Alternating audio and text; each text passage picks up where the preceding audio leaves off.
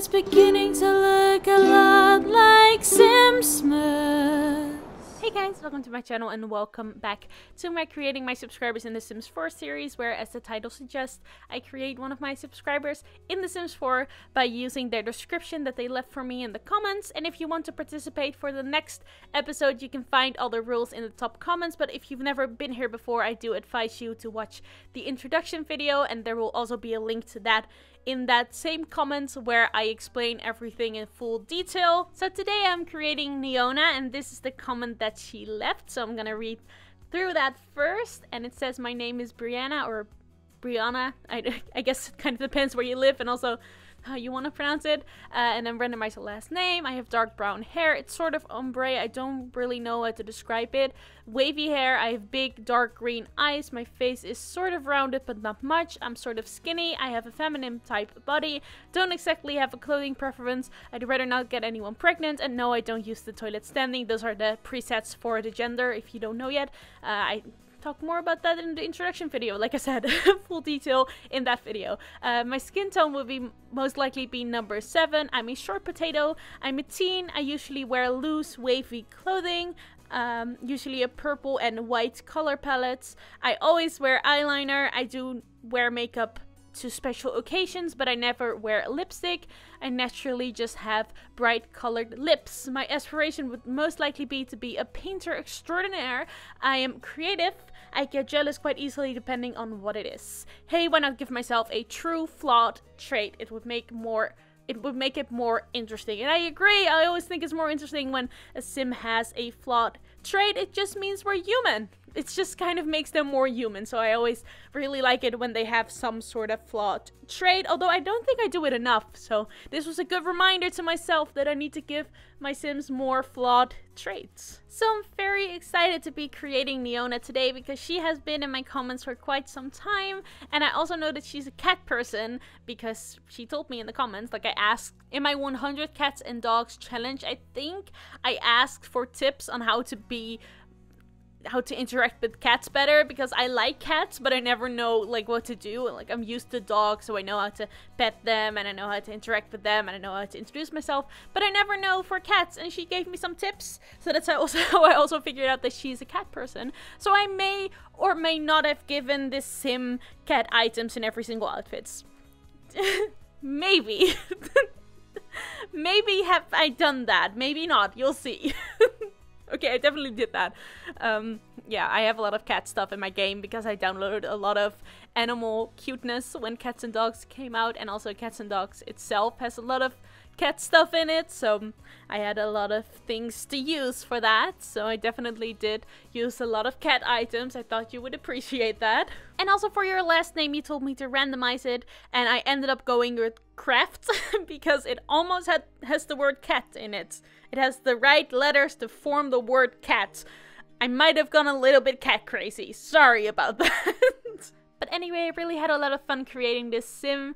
I think this series is really good at getting me out of my comfort zone because it forces me to use the description and think outside of the box and don't just create a sim that I would usually create. You do still see that it's me. You can kind of see that it's my signature style. I think every single simmer has their own signature style, or just things that they always do, and CC that they always use, or items that they like the most. And you can definitely still see that, but it also forces me to do some different stuff. I'm also giving you some lipstick here, even though you told me that you don't wear lipstick, but you also said that you have naturally bright colored lips, and Sims don't really have that. They kind of have the same color on their lips as they have on their face. So I did give you a very subtle lipstick, so it doesn't look like you're wearing anything, but it still looks like you have naturally colored lips and not just the usual sim style of lip color. I kind of always do that whenever I want a sim that doesn't wear any makeup or any heavy makeup. I still give them some kind of makeup, but just something that looks really natural. Maybe looks like a natural blush or a natural lip color, because I think that the usual sim, just like a bare-faced sim, kind of looks like they don't have any life in their face, if that makes sense, because it's a blank canvas for you to work with, to play around with, and I usually do end up technically adding some makeup, but it looks like they're not wearing any makeup. So for you, it looks like you're just wearing a little bit of mascara and a little bit of eyeliner, even though technically you also have blush and lipstick on your face in The Sims, but it doesn't look like that.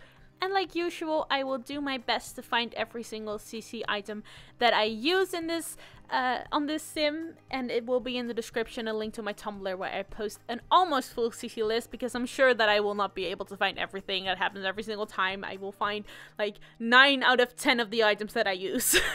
Although most of the items are kind of like a standard thing now, or from a recent CC shopping video, so I think I'll be able to find everything, but honestly I'm not sure. Most of the time I have a terrible memory, so I forget where I got it or who it's from, and then I try to find out in like the little thumbnail that you have in the game if there's like a username, if I can use that or if I recognize it, but sometimes it doesn't happen. So for the first outfit, we already spotted the cat item, which is on the shoes. I don't think you can see it very well in the video, but the little toe of the shoe has a cat on it, so that's where you can find the cat item in there. Also, my lashes that I always use somehow wouldn't work. So in my game, they're kind of crooked.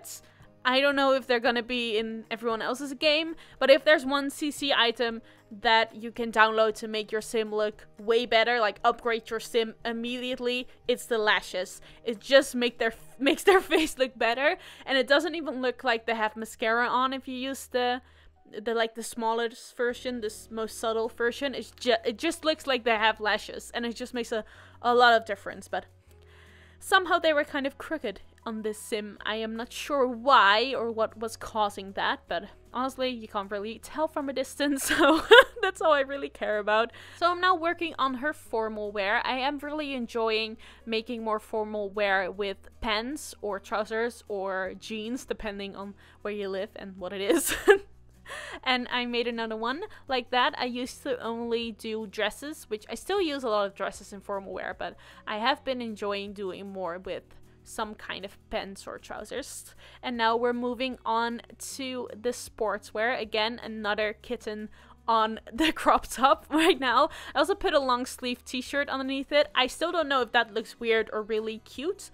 I'm gonna say it looks really cute, but I think some people might think that it looks weird, but I think it's really cute, so I ended up doing that anyway. And also, I'm never really sure if the people who I create these Sims for are okay with crop tops, because, you know, it's something that some people are comfortable with and then others aren't. So I usually do put some kind of tank top or t-shirt or something underneath it if they are very short. So now I'm creating her sleepwear, and I really try to make it look as comfortable and warm and snuggly as I possibly could, because I know how important it is for your pajamas to be really comfortable. I'm actually kind of addicted to buying way more pajamas than I actually will ever need in my life, just especially like matching ones and also onesies, and then also anything Disney themed.